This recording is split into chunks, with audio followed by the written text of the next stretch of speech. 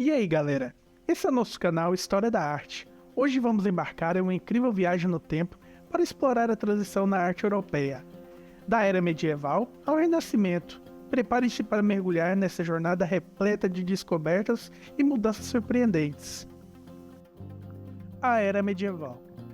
A Era Medieval foi tipo um intervalo entre o fim dos tempos antigos e o início da Renascença. Durante esse período, que durou um tempão, a Europa passou por muitas transformações culturais e artísticas. Uma coisa bem legal da arte medieval é que ela era totalmente influenciada pela igreja e pela religião cristã. Então pode ter certeza que tinha muito crucifixo, anjo, santo e catedral por toda parte. As pinturas e esculturas desse período eram mais simbólicas e abstratas, com um estilo meio rústico. Os artistas medievais não ligavam muito para a anatomia perfeita ou proporções realistas. Eles queriam mesmo repassar uma mensagem religiosa poderosa. Além disso, a era medieval também foi responsável por preservar muito dos conhecimentos da antiguidade clássica. Os monges copistas, aqueles caras que ficavam escrevendo tudo à mão, salvaram muitos livros e textos importantes, que senão iriam se perder pro resto da história.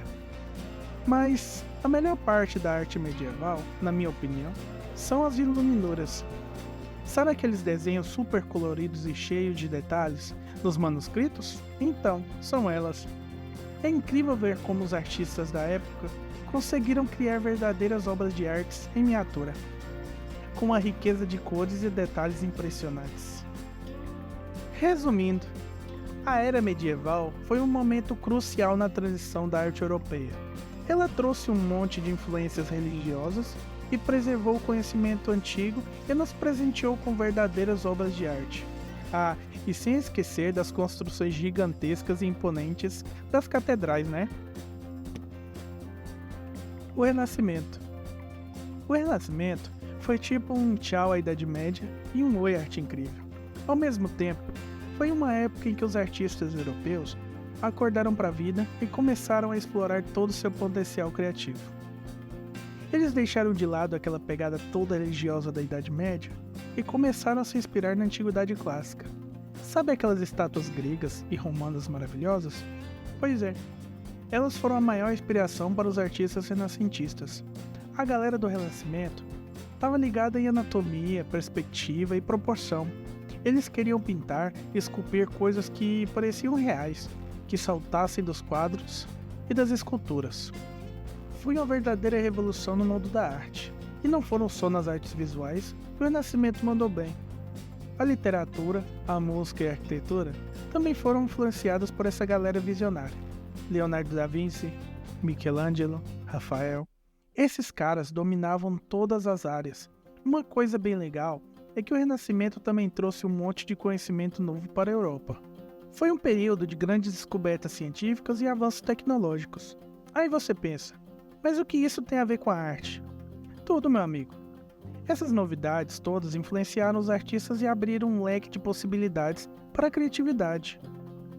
Resumindo, o Renascimento foi um verdadeiro show de criatividade e inovação. Os artistas dessa época mudaram a forma como a arte era feita e abraçaram o mundo ao seu redor. Eles trouxeram a antiguidade de volta à vida e nos deixaram um legado incrível. Perspectiva, luz e sombra. Antigamente, lá pelos tempos medievais, a arte era mais chapada, sem muitos truques. Mas aí os artistas europeus começaram a ligar os motores da criatividade e perceberam que a perspectiva era um negócio revolucionário. É tipo quando você olha para uma paisagem e vê coisas em diferentes tamanhos e distâncias, entende? Os artistas aprenderam a reproduzir isso nas pinturas, o que deu um toque de realismo incrível. E não para por aí. A luz e a sombra também entraram em cena.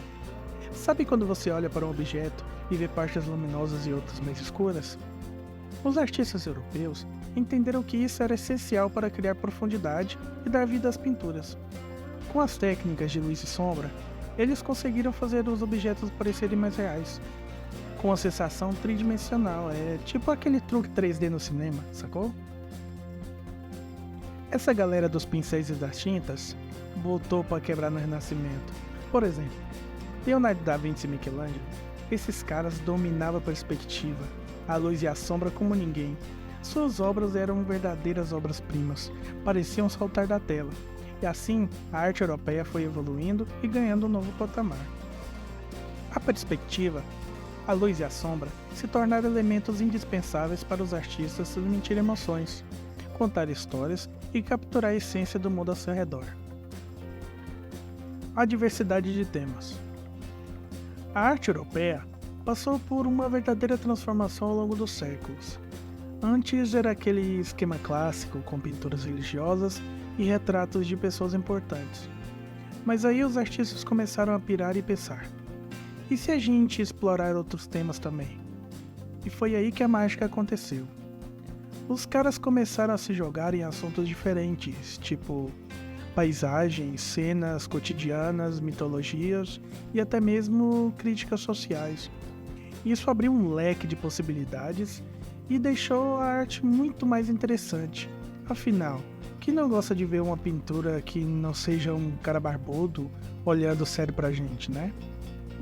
Com essa diversidade de temas, a arte europeia passou a refletir e melhorar a sociedade da época. Os artistas começaram a retratar a vida real, as paisagens maravilhosas e as histórias mitológicas, até mesmo as questões políticas e sociais. E isso despertou um interesse enorme nas pessoas, que se sentiam mais conectadas com as obras. Além disso, a diversidade de temas na arte europeia trouxe uma riqueza cultural incrível. Cada obra passou a ser única e transmitindo uma mensagem diferente, e isso enriqueceu o cenário artístico e tornando mais vibrante e cativante. O impacto da imprensa. Então, lá nos tempos antigos, antes da imprensa, a divulgação das ideias dos artistas era bem limitada. Sabe como é?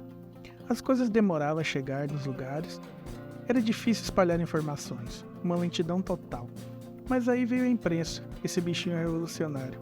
Com a invenção da prensa de tipos móveis, pelo Gutenberg na Alemanha no século XV, tudo mudou. Agora era possível produzir textos e imagens em grande quantidade de forma mais rápida. E como isso afetou a arte? Meu amigo, foi uma verdadeira explosão criativa. A imprensa permitiu que os artistas divulgassem suas obras de arte de forma mais ampla. A informação chegava mais rápido às pessoas, então a galera ficava sabendo do que estava rolando na arte. Isso também facilitou na disseminação dos estilos artísticos. Antes, cada região tinha suas próprias características, era difícil conhecer o que se passava além das fronteiras, sabe? Mas com a imprensa os estilos foi se espalhando, que nem fogo em palha seca. As técnicas artísticas foram aprimoradas, porque agora os artistas tinham acesso a manuais e tratados que eram impressos e distribuídos. Imagina só, antes se você quisesse aprender uma técnica, tinha que encontrar um mestre que te ensinasse. Com a imprensa era só comprar um livrinho e partir para o abraço. Aí, minha gente, a arte europeia começou a evoluir rapidinho. Novos estilos surgiram, as técnicas se refinaram e os artistas ganharam mais visibilidade. A imprensa realmente deu um empurrãozinho nessa transição, colocando a arte europeia em outro patamar. E assim atravessamos a ponte entre a era medieval e o Renascimento, testemunhando uma transformação extraordinária na arte europeia. A pintura, a escultura e a arquitetura guiaram novos horizontes, expressando a visão de um mundo da época. Espero que vocês tenham curtido essa viagem pelo tempo e que tenham aprendido um pouquinho mais sobre essa transição fascinante na história da arte. Não se esqueça de deixar seus comentários e sugestões para os próximos vídeos. Se você gostou desse conteúdo, não se esqueça de se inscrever no canal, ativar as notificações e compartilhar com os amigos. Até a próxima!